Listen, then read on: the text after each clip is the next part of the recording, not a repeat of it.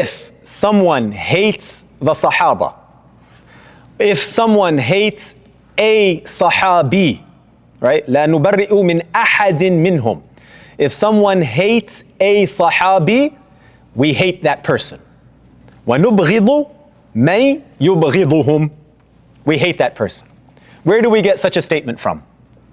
Directly from the Prophet sallallahu alaihi wasallam. Our entire aqeedah is based on the Quran and the Sunnah of the Prophet sallallahu alaihi wasallam. That is the establishment, that is the essence of our entire aqeedah. Rasulullah sallallahu alaihi wasallam says, Allah Allah fi ashabi.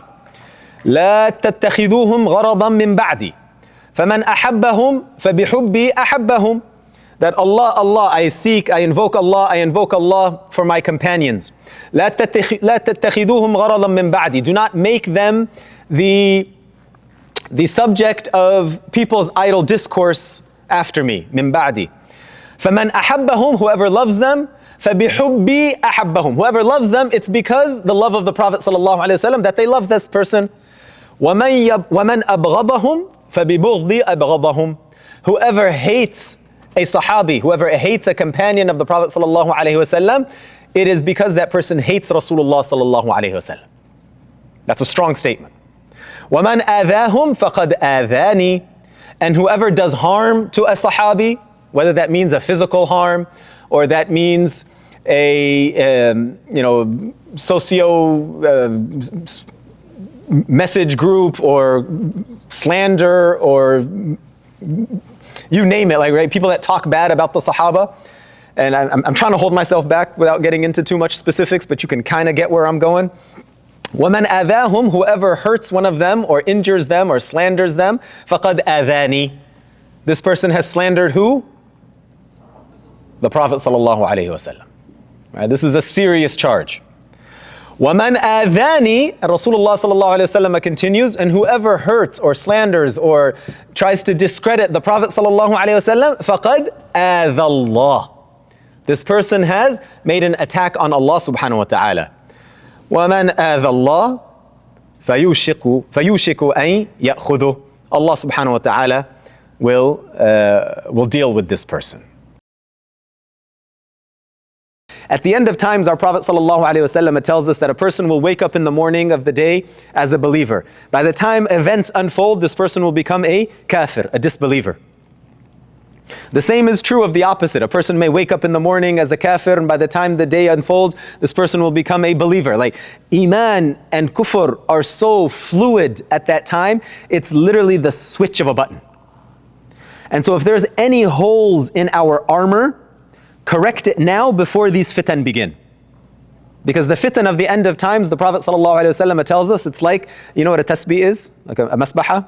It's like a string with beads on it. He said that when one of them unfolds, it's like if you had the masbaha and you cut it. One bead falls off, what happens to the other beads? Immediately they fall off too. So we cannot allow any holes in our armor. Replace this idea of pink lemonade, and it describes a number of different heterodoxies and heresies that have existed over the course of Islam. The Khawarij. The Khawarij were probably the first heterodox group that emerged after the death of Rasulullah sallallahu alaihi wasallam. They went after the Sahaba. What was their claim? We know Islam better than the Sahaba knew Islam. And so they branched off and created this whole concept. The Mu'tazila, right? The Ghulat, the Rawafid. Who are the Ghulat? Anybody know? Have you heard this term? The most, I guess the most like modern day example of the Ghulat are the Alawis. So the Alawis that at one point were ruling Syria. The Alawis, they're considered like, even the Shia consider them like extreme. Ghulat means extreme. So these are the most extreme from all of the Islamic, or all of the branches that claim to Islam. The Ghulat, what do they say? So the Khawarij, what did they say? They said that they know the deen better than the Sahaba. So they attacked the integrity of the Sahaba. By attacking the integrity of the Sahaba, you have now attacked the integrity of the entire Sunnah. All the corpus of hadith now becomes up for question. All of a sudden, Sahih hadith means nothing, Da'if hadith means nothing. All of it is, well, I don't know. Because now we have attacked the transmitters of that knowledge. With attacking the Sahaba, which is what the Khawarij did, By attacking the Sahaba, they also changed the Quran. Because the Quran is quite practically, it's a transmitted knowledge from the Prophet ﷺ to the Sahaba radiallahu anhum, to the Tabi'een, to us until the end of time. So they messed with the ultimate hadith in the Quran. When you mess with the Quran, you mess with Allah. And so now you have polluted the entire corpus of knowledge of Islam. So the Khawarij said, we know Islam better. The Mu'tazila, they were the rational philosophers. They took opinions that the Sahaba had and basically flipped them upside down. And we've talked about many of these. The Mu'tazila are actually the reason why much of the book of Tahawi was written, and many other advancements in the art and the science of kalam, of discourse and ration. The Ghulat, okay, we'll start with the Rawafid. Right? So the Rawafid, basically the refusers, these, what we modern day know them to be the Shia. Right? So there's different branches among the Shia. There's those who claim that Abu Bakr and Umar radiyallahu anhum, they say that they were munafiqeen. They say that they stole or they stripped the khilafah from Ali radiyallahu anhu. Right? So this immediately becomes a point of contention. If you discredit Umar, then you have discredited every statement of Umar. If you've discredited every statement of Umar, you've basically erased what we as Sunnis recognize to be the golden age of Islam. The 10 years of his khilafah now become useless if you've discredited Umar. If you discredit Abu Bakr, which they do, they discredit Aisha radiallahu anha, his daughter. They discredit Abu Bakr as-Siddiq radiallahu anhu. They discredit Dhul Nurayn, his Aisha's sister. What's her name? The sister of Aisha, huh? Asma bint Abi Bakr. They discredit Asma bint Abi Bakr. You've now discredited giant portions of the Sunnah. Okay, if you hate the Sahaba, if you hate a Sahabi, the Tahawi, he says, and I know we don't have our screen with you, but if you look it up, inshallah, the link for the book has been shared, and if you need it, just let us know. But he says, if you hate any one of the Sahaba, if you distance yourself from any Sahabi, a Sahabi is somebody who met the Prophet ﷺ in a state of Islam, even if it was briefly. This person is a Sahabi. You hate any one of them, then this person is trying to destroy Islam. Unfortunately, it's a weakness in our armor. Why is it a weakness in our armor? Alhamdulillah, we kind of like know who is Allah. We might have some deviant ideas. We might jump into conversations on the hand of Allah, the throne of Allah. Where's my sister? The throne of, mashallah, the throne of Allah. Like, we'll get into conversations about that. I advise not getting into those conversations, but if we need to, mashallah, the ulama have mapped out a way for us to resolve those issues. We kind of have a good idea of who Rasulullah sallallahu alaihi wasallam is. We have the seerah, we have the ahadith, we have the shama'il, we have a lot of examples and information on the Prophet sallallahu alaihi wasallam. In this gathering right here, you guys all, mashallah, are doing mujahada. You're here on a Tuesday night for the last 2 years studying the aqidah. Who are the ashar mubashara? Who are the 10 Sahaba given glad tidings by the Prophet sallallahu alaihi wasallam?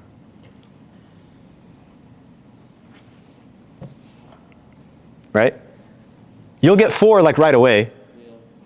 Okay, and then you're like, was this guy the 5th? Was it Talha? Was somebody named? Was it an Abdullah? But that's the hole in our armor. We're going to get to who the 10 are, don't worry. That's the hole in our armor. Okay, we don't know the Sahaba. We don't study their lives. And so if somebody was to attack a Sahabi, you don't even have enough information to defend that Sahabi. Like, that's our problem. That's where we lack in our ability to protect the dignity of the Sahaba radiallahu anhum. What does it mean to love the Sahaba radiallahu anhum? The Sahaba are the only ones who brought the message of the Prophet sallallahu alaihi wasallam to us. If it wasn't for the Sahaba, there would be no Quran. If it wasn't for the Sahaba, there would be no Hadith. The Quran itself, we mentioned, it's a transmission from the Prophet sallallahu alaihi wasallam. We love them because it's a means of getting to the Messenger of Allah sallallahu alaihi wasallam. And if you get to the Messenger of Allah sallallahu alaihi wasallam, you get to Allah azza wa jal. You get to Allah subhanahu wa ta'ala. The Messenger sallallahu alaihi wasallam said, فَمَنْ أَحَبَّهُمْ فَبِحُبِّ أَحَبَّهُمْ. The one who loves them, it is because they love me. All right? Who would even know? Subhanallah. This concept of al-mar'u ma' man ahab. Have you ever heard this hadith? Al-mar'u ma' man ahab. Beautiful, succinct words of the Prophet ﷺ. It comes so many times in many ahadith, in different versions, in different forms, in different statements to different Sahaba, that this becomes a mutawatir, it becomes a point of our aqeedah. That's why this point is in our aqeedah. That love of the Prophet's companions, radiallahu anhum, is iman, is fiqh, is ihsan, it is tasawwuf. Why? Because the Prophet ﷺ said, al-mar'u ma' man ahab. A man came to the Prophet ﷺ asking about the sa'ah. When will the hour be? The Prophet ﷺ said, what have you prepared for it? The man said, nothing except that I love Allah and His Apostle. Rasulullah ﷺ looked at him and he said, you will be with whom you love. Anta ma' man ahab. So, the love of the companions, the love of the Sahaba radiallahu anhum, it will bridge the gap. Okay, and it will bring you to where they are going in the hereafter. So if you want to hitch a ride to Jannah, who do you hitch a ride with? Hitch a ride with the Sahaba. How do you hitch a ride with the Sahaba? You love them. A healthy love. Again, we're talking about moderation. Neither do we raise one of the Sahaba to the level of God Himself, as some of the ghulat, of the extremists have done.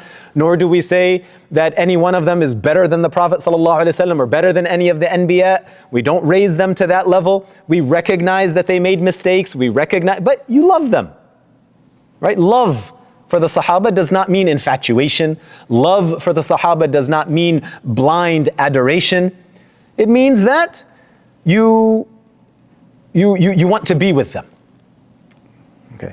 Why did Allah tell the Prophet ﷺ to give us the stories of the Anbiya alayhimus salam?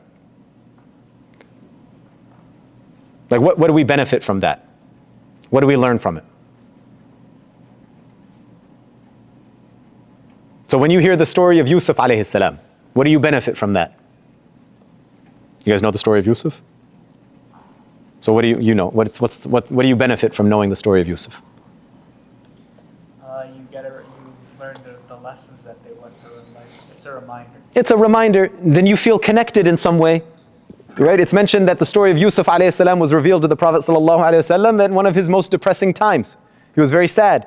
So Allah subhanahu wa ta'ala revealed a story about another prophet who went through a very sad time.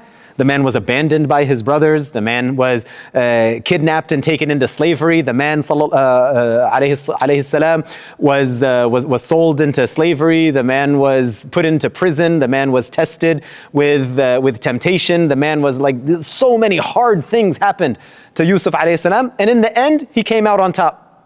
So the example was given to Rasulullah sallallahu alayhi wasallam. What do you learn from the story of Ayub, Job?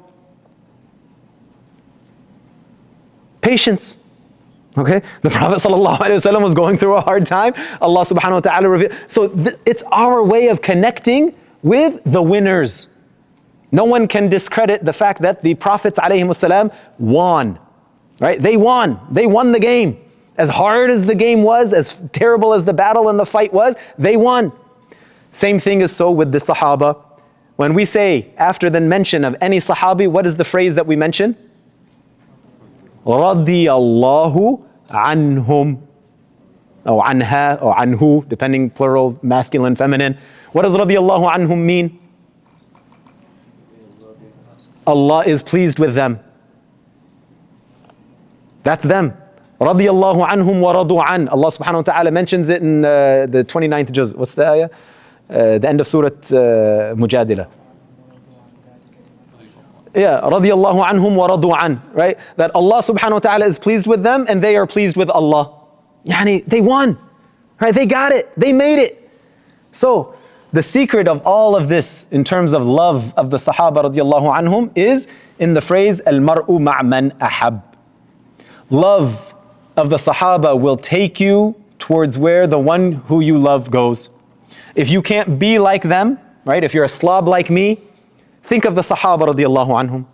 Like the ajib, the amazing level of sacrifice, the wafat that they showed to the Prophet sallallahu alaihi wasallam.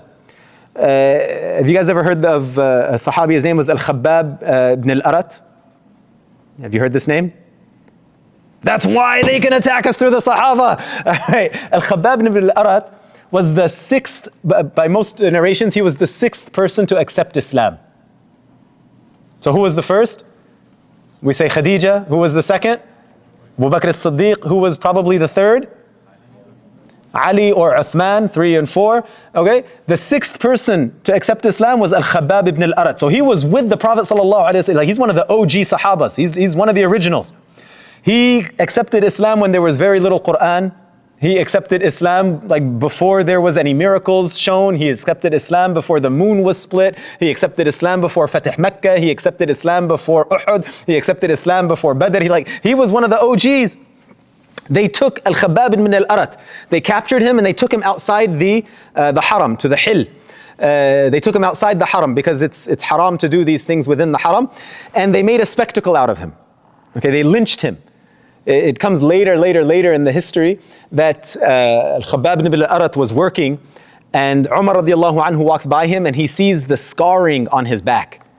And he said, Khabbab, like, what's the story behind these? So he tells Umar, he says, Ya Umar, Ya Amir al-Mu'mineen, in the early days of Islam, the Quraysh took me outside the haram and they were essentially preparing to lynch him. Right, so they were whipping and beating him. And in front of everybody, they said, you're going to die now, Khabbab. Don't you wish that Muhammad was in your place instead? Sallallahu alayhi wa sallam. Do you know what Al-Khabbab ibn al-Arat said? He said, Wallahi, I would rather die today than a thorn go into the foot of Rasulullah sallallahu alayhi wa sallam. Okay.